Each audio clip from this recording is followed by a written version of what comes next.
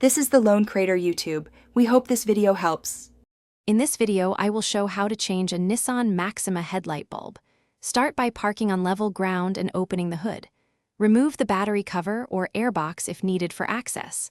Unclip the headlight connector, twist the bulb counterclockwise, and pull it straight out. Avoid touching the glass of the new bulb with bare fingers. Reinstall in reverse order and test the beam alignment before finishing. Begin removal by securing the car and removing obstructions that block the headlight housing. Carefully unplug the wiring harness from the bulb to avoid damaging clips. Release the retaining clip or twist the bulb counterclockwise, then pull it straight out without twisting.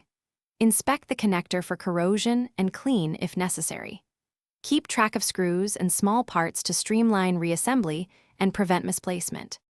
If you are finding this video helpful, please subscribe and like to support more content. Quick recommendation: bring your space to life with the Echo Dot smart speaker, which makes hands-free controls and music while you work really convenient. I use it to cue my tool playlist and set timers while replacing bulbs. Check the description for the link and other deals. Now let's get back to the video.